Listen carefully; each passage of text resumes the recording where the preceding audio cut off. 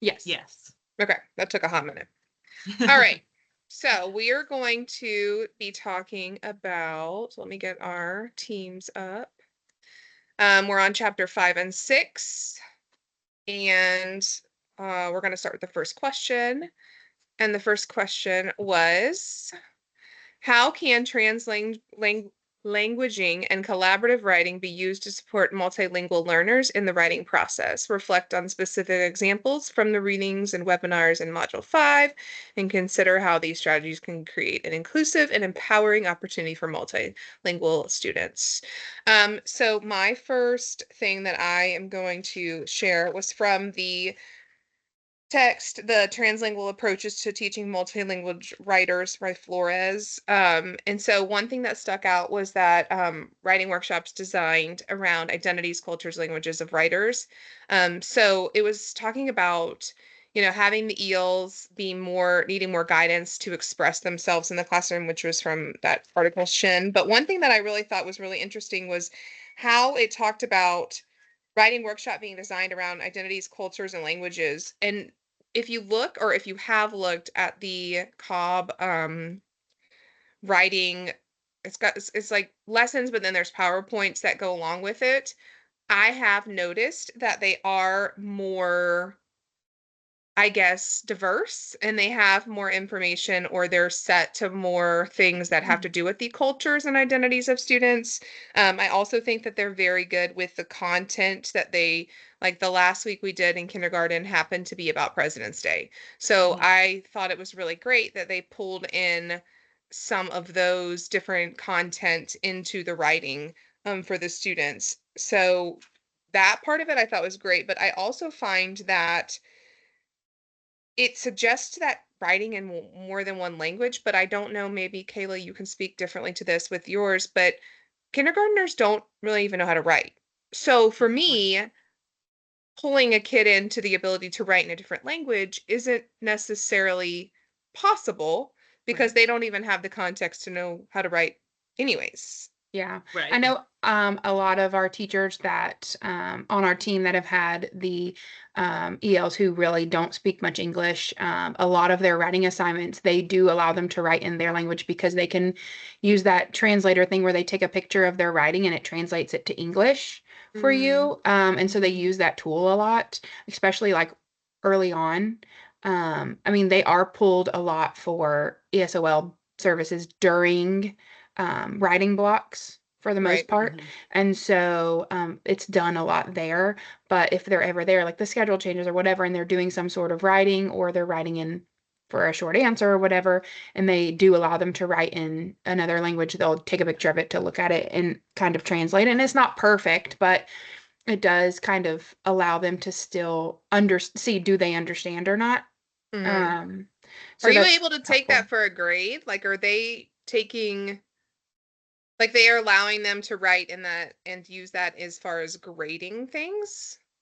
I think so. I don't know exactly what our ESL teacher does like for her writing block. But like if it's like a short answer or if it's like in science or social studies, sometimes we'll have like the final question on the test will be like open-ended. I feel like I haven't had to do it, but I do feel like if they wrote it in their native language and then I translated it and I could figure out what they were trying to say, I Mm-hmm. feel like I could take that for a grade, especially like writing. I know I wrote this in my notes somewhere is like it's such a daunting task anyways, but add on to the fact that like they can't speak English, they can't do all of this stuff.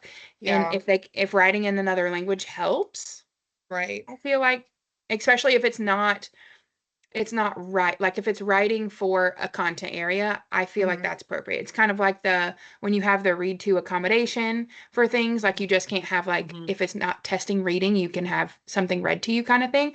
I feel like if I'm not grading you on English writing, then I feel like it's appropriate.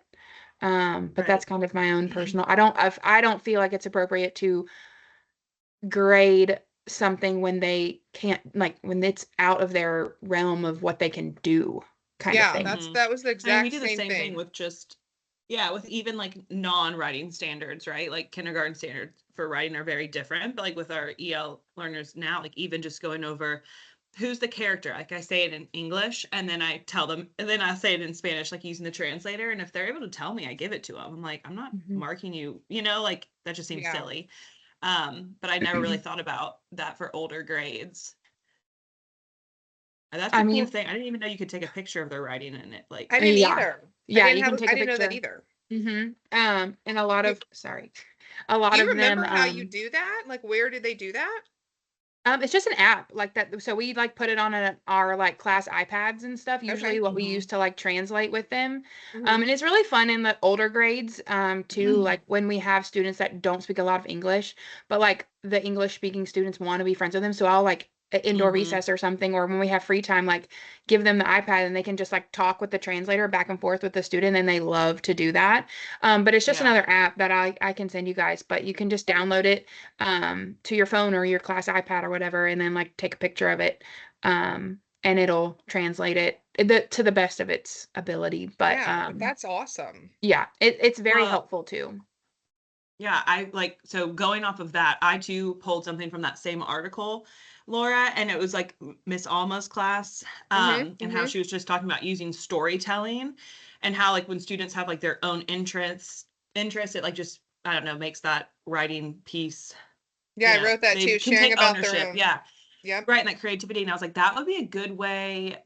Again, not sure how we could do that for kindergarten, but a good way, especially for older grades. Like she gathered them on the carpet. Like I love that she did like the little circle. I think they were Yep. first grade, but and we're able to share stories, but then they could use that piece and like, I don't know how I'm assuming you just, it says it just takes a picture, Mhm. Kayla, like that little Mhm. app, and then you could like print those stories and have them in your classroom library and build Mm. little books for the kids, because I let my kids, if they write a story, if they write a book, like especially last year's class. This year's class is really struggling with writing.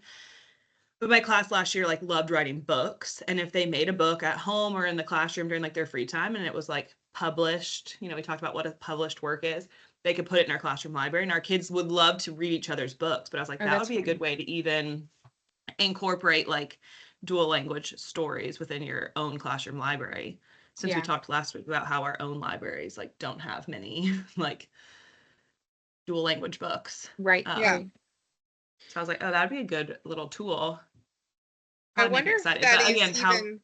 I wonder if you could use that app even that Kayla's talking about with them, and almost you talk to it and Mhm. then it says something to them, and then they, even if they draw, you know what I mean?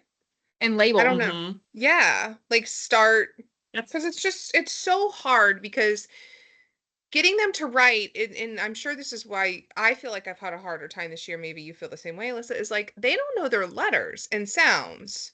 So right. like forming that is going to be obviously a struggle for them. I know mine specifically doesn't even know all of them in his native language. Right. So, Same. it's just, but he can hear it. The auditory is there. And so I do wonder if you did transcribe it, could it come across differently? I don't know. I Yeah, don't know. that's same.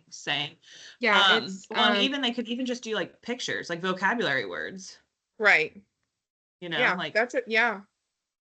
like what it's like our book that we did, oh, Dan and let the me take off Cat or my whatever. little background. So I can show you I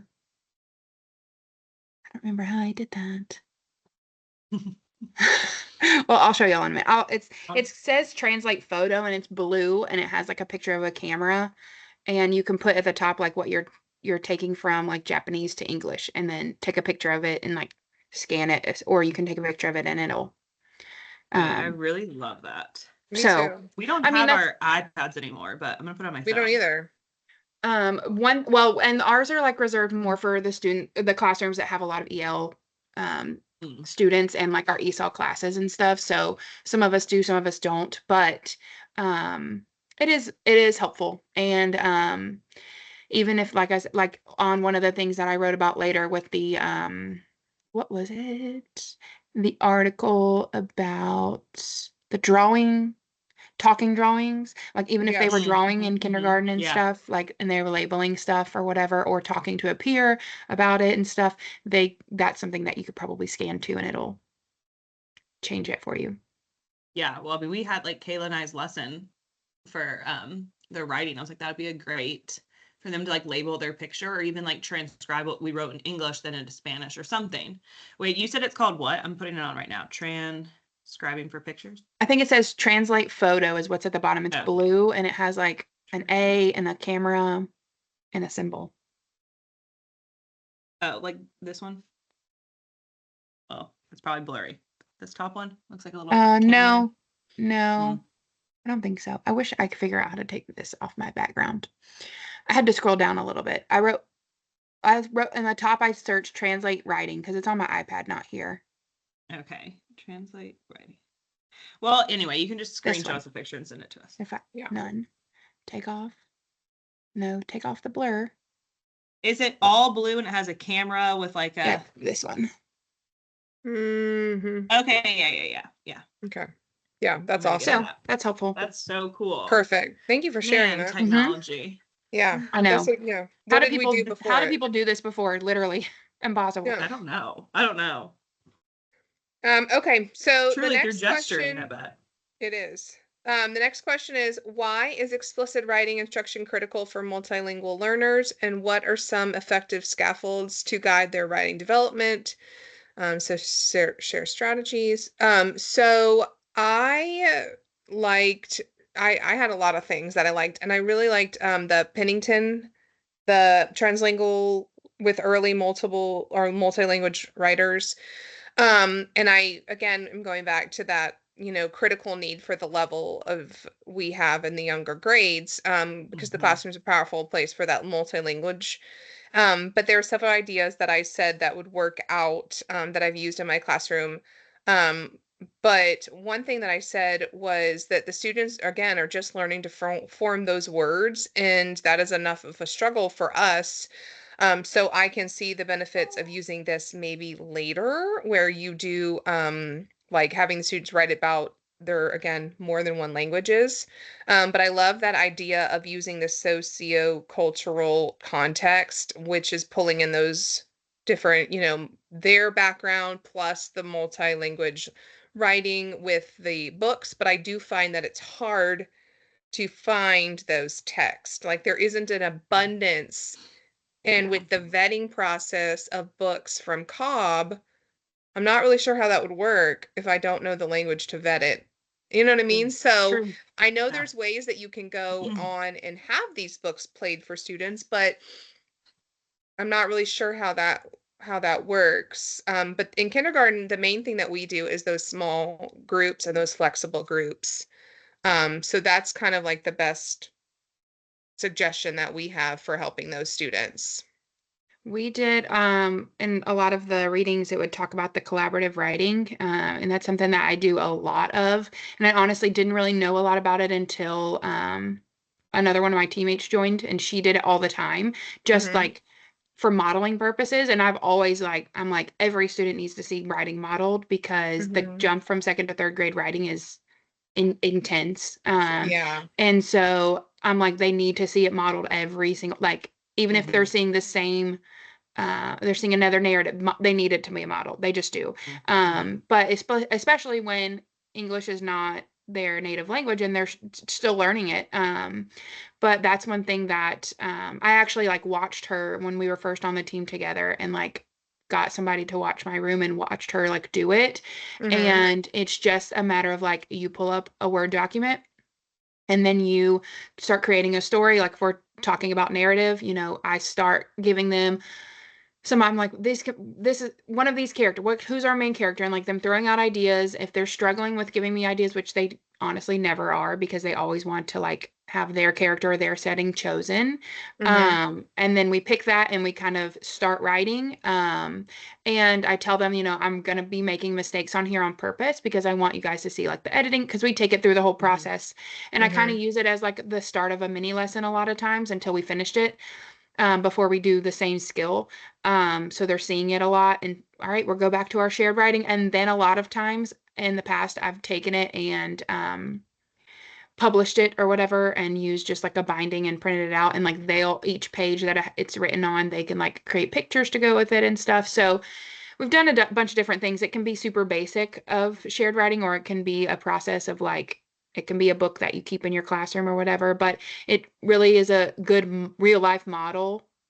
In third grade, they think that like we just can come up with this writing and write it in 10 minutes. And I'm like, no, like writing, even It takes authors, time. like take it through the process and showing them that and allowing everybody to kind of have a hand in the story and creating the story. It allows for the people that always want to overshare, but also the ones who don't, and you can ask them questions to add into the Mhm. story, and even like giving them options. Do you want the character to be a this or a that Mhm. kind of thing? And so shared writing is like my favorite thing Yeah. as a model, and just hearing their ideas is Mhm. also like, do they struggle coming up with ideas? And so then taking that into small group with the multilingual learners, and not just doing it whole group, but then taking it in small groups too, so that they can see it again, Yeah, for sure. is helpful.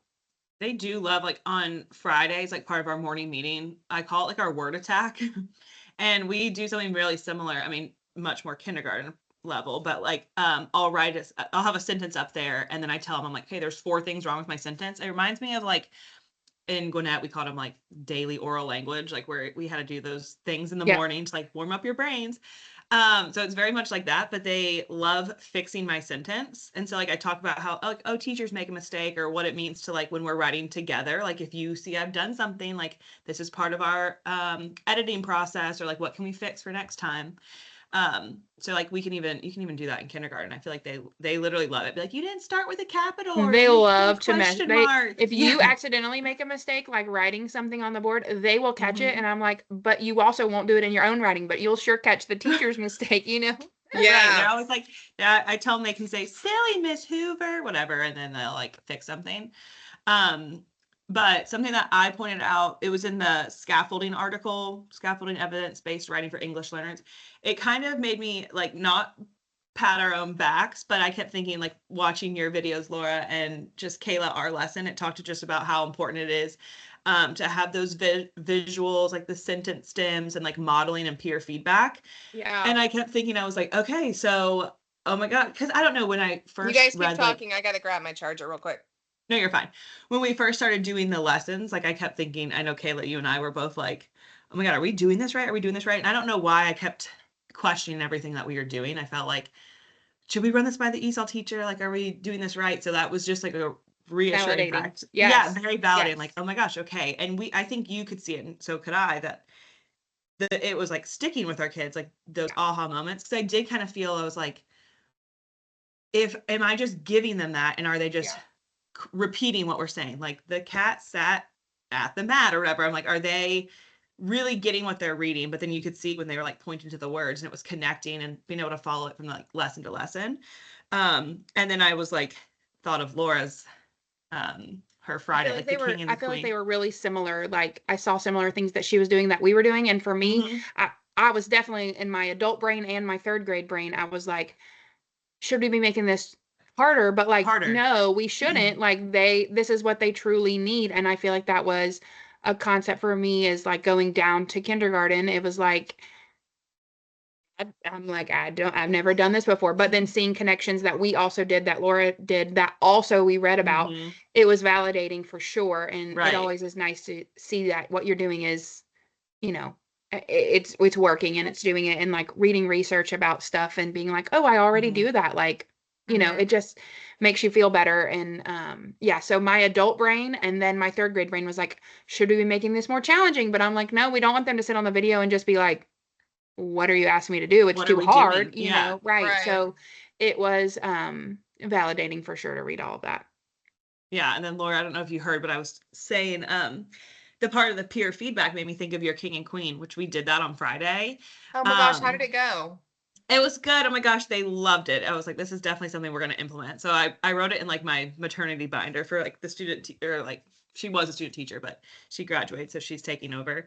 And I was like, this will be so cute. Like they just loved it. And I did it like just a little differently this week or last week, because we were doing Valentine's Day writing. So they like chose a name out of a hat, and that's who Okay. they wrote about. Oh, cute. But it was like so cute. They were like giving each other hugs and like giving like actual good peer feedback. Now, granted, it'd be interesting to see how it would be in the beginning of the year because they've just heard it. But it would be like, I really liked your use of finger spaces, but next time I see that you put some letters in the basement when they shouldn't be, or like I was like, oh girl, she said it, not me. So it was really cute. And then they all did vote on a king and queen of who they thought like had the most detailed writing or like good pictures or something. And it was so cute. I was like, this is exactly what the articles are talking about with that peer feedback and how important it is. Yes. I mean, I think we've heard it all the time. Like, I think stop it's easier talking, let the kids sometimes talk. to hear it from like to hear it differently. Like sometimes I think they, it's kind of like the mom, like you ignore the mom or you ignore the dad. But Yep. like I Yeah. think sometimes they ignore the teacher. They're like, oh, I've heard this 1,000 times. She's repeating herself again. But I think to see a student use that skill and them know, oh, okay, well, yeah, I should do that. It translates differently to them. Almost take it a little more Right. serious from a kid, and Yeah. it's like, oh, why? But Yes, like your own peer. yeah, And it like Yeah. just happened to work out. Like truly, I don't even know what it was, but like the kids who pulled each other, it was like a higher kid with like a lower kid. Yeah. And it, like sometimes, my groups are really differentiated based on where they're at, but sometimes it was a good like aha moment for me too to sometimes realize like kids really do learn from each other. And like in one of them, it was this little girl I have in my class named Avery, and then Kevin, who I've talked about, who doesn't talk. Y'all, he Yeah. was talking, like he was actually talking to her. And I mean, That's she'll be like, That's she'll be like, say banana. Now it was like very broken English and very quiet, but I had to be, the minute I walked up, it was like, I'm not talking. Yeah. But he was like talking to her. I was like, oh my gosh. you almost want to put like a That's little like recording next to them to like go back and listen to what he was saying. Otherwise, you're like listening from afar. Yes, I was like, I could see his like mouth moving. I was like, oh my gosh, he's actually speaking. Because when I tell y'all, has not spoken all year. Like But unless also, you say Z, he'll be like barely. but also with I know there's a lot of like mixed feelings on pairing high and low students together, like with the cons being for the high students, but also I do feel like people are more receptive, but also those higher students enjoy Yes. being the teacher and like getting to like give feedback and stuff. And honestly, the lower students do a lot. They will give something to the higher students. I've found third grade for sure. Like they may not give the most constructive feedback to the higher students, but there's not as much that they need, and they get it from me as well. So I do think there is a lot of good that comes from it, even though there is some like it's not as good for the higher students or whatever, but it's really great for the lower students because and then you do something different for the higher students. It's not like this is the only conference they're getting kind of thing, but I feel like it is very beneficial.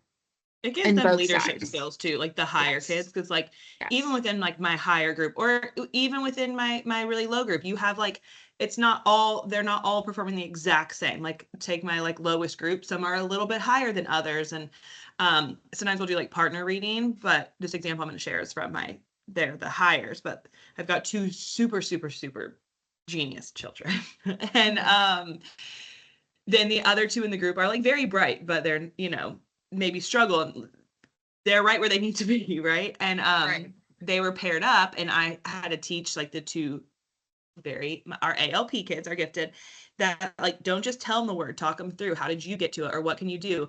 And it was so cool hearing them like teaching, and I was like, this is good leadership skills too. Yeah. Like when the kid got stuck on a word, they weren't like, it's the word said. They're like, well, do you see any words that you do know in it? Like teaching.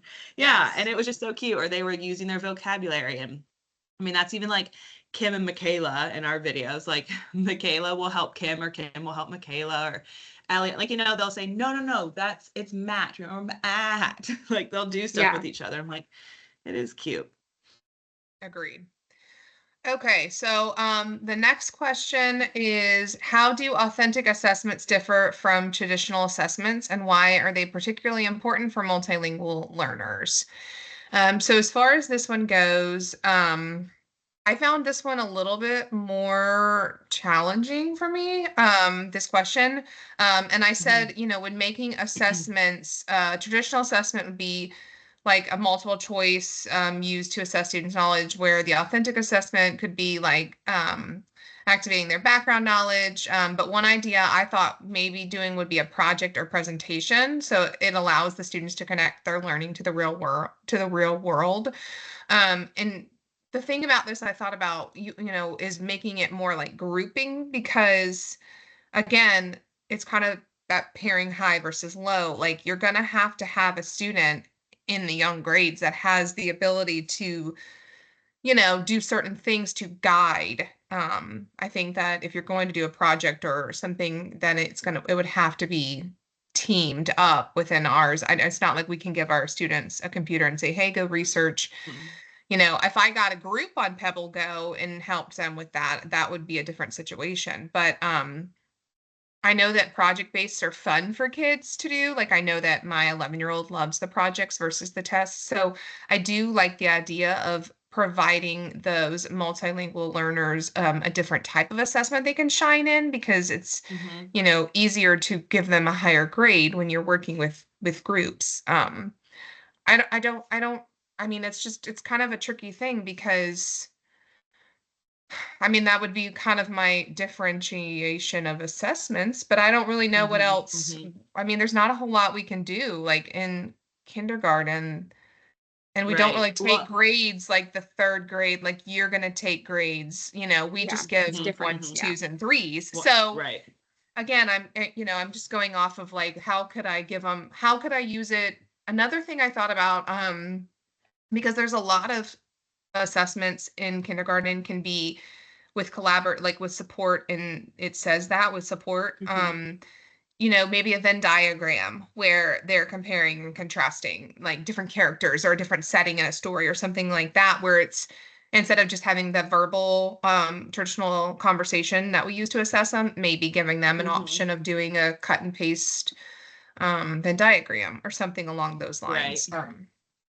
So One thing I noticed in the multilingual learners in classroom assessment article, it talked about how the standardized test can focus more on English skills than on what students know about the content. And it talked about, which I was like, oh my gosh, we've said this. It said that the assessment should look at students' strengths instead of their weaknesses, and it recommends that schools adopt bilingual or multilingual grading policies to fairly assess those students. And I was like, we've been talking about this, how when you're looking at a report card, you're like, how can I fairly assess these students given my parameters?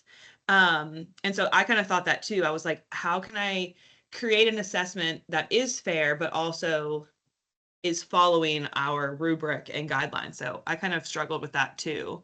I feel like we're just behind the times. I feel like the United States is just behind the times, and I feel like maybe in like 5 years they'll adopt something and we'll be like, okay, we were learning about that 5 years ago when we were getting our masters, but like now we're doing it, but like our hands are so tied on a lot of things that we don't have the ability to change. I read a sentence, I think I wrote about it here in my notes, making assessments more equitable for multilingual learners. In that article, it was scaffolding an exam does not reduce the academic standards. It makes the instructions more comprehensible and helps students produce more accurate responses. And I liked their examples that they gave. Like I'm a very much a visual person. Like I need to see, and they wrote out how they wrote like synonyms for words and said see the diagram or like to see the picture. You can break it down to make it easier.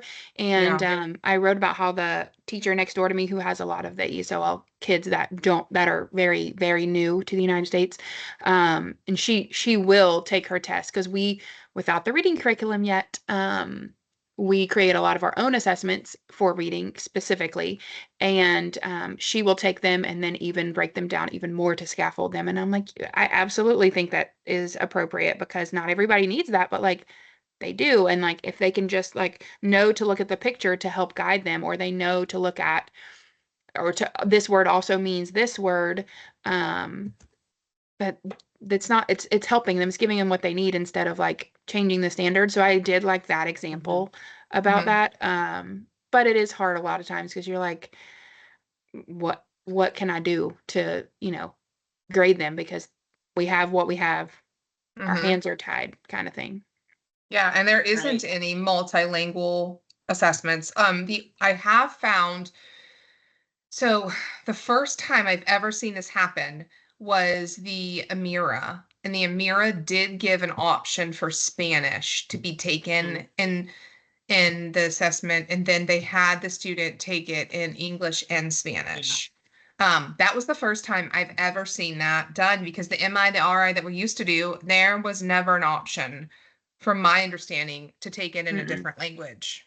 Yeah. Nope. And it'll be interesting. And again, I don't know if maybe that's different from school to school, but I put that on for my students, and Mhm. the where it could read them in Spanish and English, and I was told I had to take it off. Yeah, see, that's what you said, and I just find that, like, why? Interesting. Why have it as an option? Why? Yeah, why? And and I don't know. This was like the first one. I didn't even ask about the second because I was like, well, I'm guessing the answer is still no. And it wasn't by our admin. It was by my ESOL teacher. I don't know if it's because she was like already doing an assessment. That not the access. Why am I drawing a blank? They're WIDA screeners or whatever. Yeah. But yeah, she just said just have them do it in English. And I mean, out of my ESOL kids, 2 of them are still flagged in the red. Granted, they're the ones I think I've mentioned that we're also doing further testing for, but I don't know. Yeah, I didn't understand why we couldn't. Yeah, that's don't have it as an confusing. option if, yeah. And I'm curious because the granted, they're not going to be probably screened until first grade, but we were able to get them approved to be put on Fortify because they have to be like served within for at least a year, but given family history, and we were able to get it override. But I'm curious to know when they do get screened, like by the school psychologist, is that test given in Spanish and English? Like, I'm curious how those assessments work. Yeah, I don't Because know. both of the siblings ended up having a language processing disorder, but I was like, I'm curious what that looks like. I am very curious about that too. You'll have to let us know, because I know. Granted, I don't think I'll be a part of it, but I just Mhm. get to do the data on Fortify, the fun part. Yeah, I'm not allowed to put mine on Fortify, like you said. I'm normally not either, but just given one of them, the brother didn't get identified till 3rd grade or like end of 2nd. So mom was like very much like adamant about like, yeah, they have just a family history, the sister, the brother. And then the other one, he is living in a household with another student. And they're very similar. And this kid, I don't know how they got him retained, but he did kindergarten again and is just now got his IEP. And so they feel like the student and my student are very similar. So they're like, so parents were like, sure. Interesting. So we were able to get it override. But yeah, I'm happy for you that you were able to do that for him, Yeah. because that's not. I know. No, granted, I mean, it's not, they won't be testing him. They said it probably won't even happen again, both of them, until the end of 1st grade, because they have to be served under, I don't even know, all the ramifications, but they were at least able to be put on Fortify so we could start collecting data and have like showing that we've been doing strong intervention since they came in. That's awesome. But yeah, that question was tricky. I was trying to even like that talking drawings article or something. Yeah. I was like, I wonder if there's even a way we could include that as part of an assessment. I know you could easily do it probably for kindergarten because they can highlight words or do things like that, but I mean, you can't do that with every assessment. So I don't know. I did also think about that, but again, like, you go back into the point where you're like, if it's not if it's creating, like, I know that we create assessments as a team. So I guess if we were creating the assessments as like a team, then we could potentially have a little bit more power to choose. But when you're looking at the end of quarter, common assessments, there's not much flexibility with what is expected for you to do. So I feel like that's kind of where your hands are tied, like you said, Kayla. Like, we're not able to necessarily change anything. It's and CTLS, you print it out and you all do the same common formative assessments. So we did make we made our own formative assessments like on CTLS. And we did print off like visuals to go with the story to help our ESOL students. And again, like I read it to them in English and then I use my translator, but I can't be sure if the translator is picking up the words correctly. And then Right. it's just a lot. And I will say another thing, I think we just don't have time. Like, I hate to say that because that just sounds like lazy, but truly, I use all of my time throughout my day. Even I stay at work till 4 or 5 o'clock doing stuff. I'm like, I really don't even have enough time in the day to then take all of our assessments and try to make them appropriate for our EL students. You know, I'm like, I do the best I can. Like, I feel like I can say that wholeheartedly. I really do try and give them like the best opportunity, but we just don't have time to convert every assessment into Everything, literally, especially you when we're know? creating so many and then we're having to convert. It's like double. And And it's time consuming. Like yeah. I save them for my very last, like the very last, because then I'm like, I know it's going to take me at least 10 to 15 minutes just to do a simple, like, who's the character, who's the setting with one of my EL students, because Yeah. it takes time for me to read it and then read it again with a translator and then try to understand what they're saying.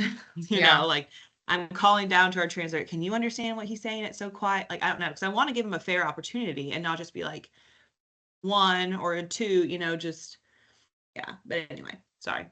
That was Oh, my you're little great. tangent there. Yeah, I definitely wish the county and school provided more. I kind of sit there sometimes and wonder why that like why they're not, or is the ESOL hands is her hands tied. But the thing that I struggle with is ours is she is a mix of ESOL and EIP. Mm-hmm, And mm-hmm. so when when she's doing like all these assessments that she has to do or providing RTI meetings, she's not pulling our ESOL. Right. So, I find Well, that and it's even not. that, ours haven't been pulled since, oh my gosh, I can't remember, Christmas, because the testing takes so long. Yeah, Now because they're all in access yeah, testing. And yep, then I don't think she's grabbing them again until like March 3rd or March 4th after like that digital learning day. So like they really haven't been pulled yeah, for a hot minute. yeah. And I wish they would provide us some stuff to do with them while they weren't pulling them, because we're not Mm-hmm, getting mm-hmm. anything. They're They're just not they're coming. throwing them back into the classroom where you have to just they're just gonna keep going with what they haven't been learning with you. I hear that every year. Like Yeah, it's very frustrating. they either need to give some support during that window and have Mhm. somebody come around and be that support, or the ESL teacher can kind of show you what they're doing. Like, Yeah, Working I on. don't know. yeah. Yeah. Yeah. Okay, so our last question is, what are some key strategies teachers can use to make assessments more equitable for multilingual learners? How can scaffolding, multimodal assessments and differentiation be incorporated to ensure assessments and measures of students is truly know what they can do rather than their language proficiency? So for this one, I think we've kind of talked a little bit about some of this, but the article that was by the Gotib, I'm not really sure exactly what the article is named, but I found a lot of very important information in there that was supporting it. So it was talking about how it's important to make sure the lesson and basis of what you're teaching flows. So making sure the curriculum, instruction, and assessments are seamless, intentional, and meaningful and aligned. I think that it really that achievement testing that's federally mandated can be, like you said, Kayla, like it's, or Alyssa, you were saying how it's focusing on English. I haven't seen anything besides Amira that supports to make that assessment more equitable for those students. But I also felt like gearing grades and assessments to reflect learning over time rather than in the end themselves. Like, Mm-hmm. I feel like there is maybe with those ESOL, I thought about this, like maybe there needs to be more of like a check-in system, right? Like Mm-hmm. I know a lot of our standards can be ongoing all year long, but like maybe there needs to be a separate assessment or a separate grade, like report card for them that is hyper focused on certain things and gearing those to reflect the entirety of the year, Mm-hmm. because I can't imagine how it feels getting the ones all for somebody and not really highlighting the progress that they're making through that as a parent, because while they're making progress, most of them, it's slower and it's not, it's the Mm-hmm. report card is really not is not, and the Geared for assessments are them. not meant for them. Like it's There's a meant for completely the, different learning curve for them. yeah, it's meant Right. for the average learner that's learning on the pace that they want. But like these kids that come in that are, not speaking any English, I just feel like it just has got to be so disheartening getting that report card, and there's nothing that you can do, and there's like a tiny box that has what, 1,000 characters you can type in. I do Yeah. know that the report card does translate to Spanish. I'm sure Yeah. maybe others for the parents to see, but um I have to send, like, I send progress reports that are geared Me too. specifically to those ESOL students at mid-year or mid-quarter, because there isn't one that the county provides, and they're always like, okay, well, please send this home on kids that are RTI or Below. EIP or below. And I'm like, but it's still not geared to the ESOL kids. Like these kids are Right. so far on a different Right. level, especially the newcomers into kindergarten. Right. So I just, and again, it's still, and then again, it says, providing students opportunity to be assessed in their home language. Mhm. And so that is the assessments that we do translate or allow them to speak. Like if I say count, I'll let my student count in Spanish, and I still can, I make sure I note that that's how he counted, but I still give him the credit for counting. Even when he's naming the colors or something like that, we will do that. So I don't know. I just find that it's really hard with, I mean, I can make the instruction and the assessments kind of seamless, but again, you run into, this is so much work. Why Mhm. is there not a separate, like you've done this whole beautiful platform on CTLS, why isn't there a separate section for those ESOL kids? Like the Yeah. differentiation is guided support or reteaching. Why isn't there like an EL? Yeah. You know, Because a lot of support. times Well, those students, they can be very, very high. They just don't understand. Right, Like right. they know what they're doing. They know. And if you tell it to them Mhm. and you get them to speak it and translate it, they understand. They know. It's Yeah, just a matter of they can't do what Saying it. our specific standards are in English. right. And I do Right. think that's And where it's the notes and the note keeping from us as we're giving them different assessments Mhm. is very important that you were speaking to, Laura, is like making notes of what they're doing and how they're doing it, because it paints a better picture of their learning and where they are to help Mhm. you and to help anyone who Mhm. is ever working with these students in future years and whatever. But I think that's important. But again, that's extra time and that's extra, which obviously we're willing to give. It's just, what about those other students in our class that don't need that? We can't spend all of our time, unfortunately, with the EL kids in our class because we have X Mhm. amount of students in our class that also need help in other things. So Mhm. it's like, Right. yes, take the notes, do this. And I think that that is a way to do it a little faster, almost, is to just like Yeah. do it and Keep the write system and moving. just make little notes for yourself that you can Mhm. remember when you come back, like because you can't remember it after the fact, but just taking little notes and things, it is helpful. And it is helpful if a parent ever asked you about their learning and stuff, but again, time. Yeah. Right. Made note of that too, how it just said like the assessments for them can just be ongoing and supportive instead of like a one-time test. And I think that's something I just need to be better about, because I do like to create like a general end of the year common assessment for every kid. And, I spent the last couple of weeks of doing this assessments on everyone, just in case a parent came back and said, well, how come they have a 2? I'd be like, well, let's pull out their quarter 2 assessment packet. But that doesn't generally work for the EL students because they've probably learned something at that time. I don't know. I feel like a checklist would be better. But it made me also think, how like our kids who have an IEP, they get like they have their formal IEP meetings of their goals and objectives. So like the parents, it's not that they don't look at the report card, but they have a clear understanding of where their kid is. It's like I feel like they kind of need that for ESOL students, because again, same thing. Like we create common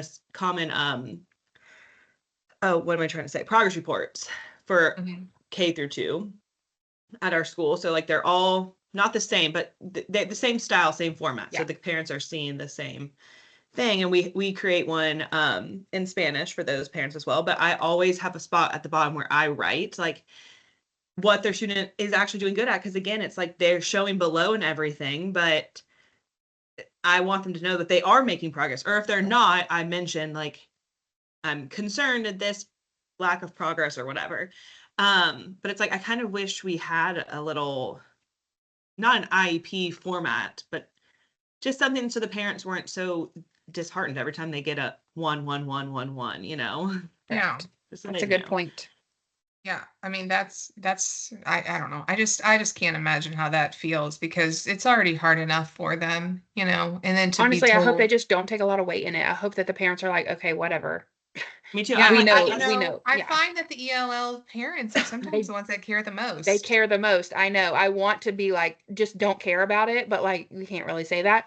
But like, I Yeah. want to just be like, don't take much weight in this, and let me tell you what, blah blah that's blah, what I in always real say. terms. I always say, I'm like, take these ones, yes, but notice where your child started and where they came from. So like they are making progress, and that's all that we want to see. Like eventually that learning gap will close, and if it doesn't, like we'll put things in place to support them. Right. But you know, it's like, yeah, I don't know. I don't know what you do though. I don't either. Because again, even kids with an IEP are still getting a report card. So Right. Well, one they're still other seeing thing that stuff. I mentioned from that article that it said was negotiating grades according to agreed learning goals accompanying evidence of learning. But like, I don't know, like, there's not much negotiation within the grades. Like, the grades Right. are the grades. Yeah. Um, so I don't know. We talk a lot in our data collection team meetings about, you know, the credentials on what's going to be like, you know, what is going to make this a 3? What does that look like? And I find we don't have a huge, like, I am the ESOL kindergarten, so I don't have a peer that I can be like, okay, well, we see it this way, so this is what we're going to do. Um, so it's hard to go against the grain when everybody else doesn't have Yeah. that same dynamic. And typically, when you see struggles that severe with a gen ed kid, there's usually something else probably going on. It's Mhm. not just language. So that negotiating grades is It's hard. It is hard. We run it's into those Yeah. problems too. Like We do we too. try to, but and like what we've tried to do because we are still 3-2-1, but we're 3-2-1. But then next year, the twos are so like at one point we tried to create number grades to go along with those 3-2-1 because next year they're getting real grades. right. And then we were told like, no, those aren't equitable. Like you shouldn't. But they were coming and being like, my child always made twos and now they're failing. But like, Mhm. so we tried to like also equate it to number Oof, grades. But yeah. then they were like, no, like they aren't meant to be um equitable to like they're not meant to coexist basically. And so that was a big struggle. And I don't know, we've tried to say, okay, if they can do this on like let's say a short writing response where like if they can list the character in the settings, great. If they can list the character and setting with one detail to support, they get this. If they can list with multiple details, they get that. And so like we try to do that, but again, we already luckily we're getting a reading curriculum, but we're already creating the assessment. Then we're creating the assessment guide on what is common and how we're going to commonly Mhm. score because there's 7 third grades, and so there are 4 of us who have gifted students in our class. One of those gifted classrooms also has RTI and tier kids. There's one just like average class that has RTI and tier. There's an ESOL. There is a special ed. Like we have such different dynamics that's like Mhm. I also think that my lens, having gifted kids for so long at this point, is completely different. And sometimes I have to go say, hey, how would you grade this and give it to somebody who has a lower class? Because I Mhm. am the one that's guilty of grading too harshly. And then you come into like, okay, there's siblings, there's twins, like you have to be more consistent. But I think Right. sometimes I grade too hard because I have higher expectations based on my kids, but like the classes that I will take it to the teacher that has ESOL or who has special ed, and I'm like, what would you give this? Because I think Mhm. I'm being too Mhm. tough. But it's hard. He says it's like, when do we have time to then say this and that and the other? I mean, we have the good discussions, but like the truth of the matter is the scale of the kids that we all Teacher have discretion. Right. is across the grade level is just like insane. Yeah, Mhm. agreed. That's So hard. yeah, Yeah, Teaching's hard. it's really, really it's hard. never ending battle, I feel like too. Yeah, agreed. Right. All right, girls, you guys have anything else last minute you wanted to mention or share? I think we got it all. Yeah, I think we hit it all. Too. All right, I'm gonna stop this as my dogs bark. I'm going to stop our recording. You can hear my dog barking. I can't hear them.